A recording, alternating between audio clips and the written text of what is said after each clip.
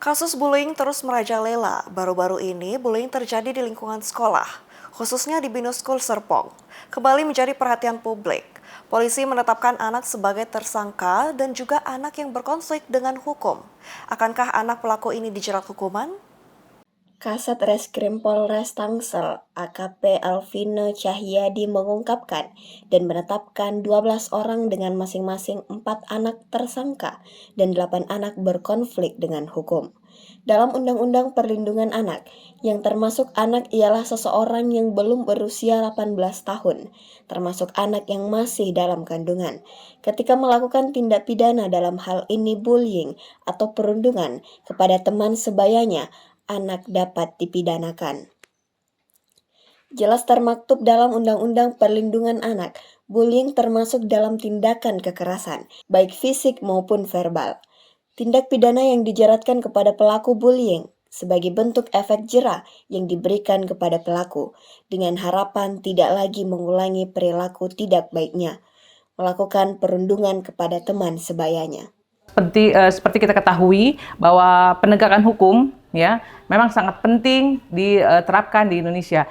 Dengan ditetapkannya beberapa tersangka itu merupakan efek jera dan contoh bagi kepada siswa untuk melakukan yang berniat untuk melakukan tindak bullying bahwa memang akan ada efeknya.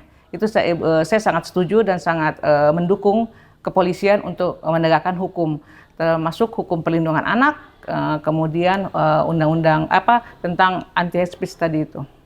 Pelaku bullying atau perundungan di Binus School Serpong dijerat pasal 76C junto pasal 80 Undang-Undang Nomor 35 Tahun 2014 tentang Perlindungan Anak menjadi undang-undang dan atau pasal 170 KUHP dan atau pasal 4 ayat 2 huruf D junto pasal 5 Undang-Undang Nomor 12 Tahun 2022 tentang Tindak Pidana Kekerasan Seksual.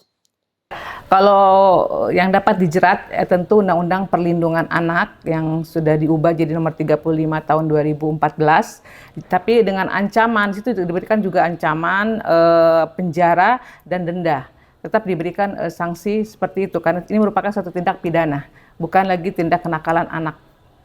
Bullying atau perundungan di lingkungan sekolah sering dan selalu berulang terjadi. Seperti yang terjadi di Binus School Serpong, marilah bersama semua pihak sekolah, pihak pendidik, anak-anak juga orang tua siswa harus berusaha menjaga anak-anaknya dari korban maupun yang utama dari pelaku tindak bullying. Stop bullying dan amankan lingkungan sekolah dari perundungan. Aminah Rahma Ahmad, Andi Muhammad Syafrizal, Unhas TV.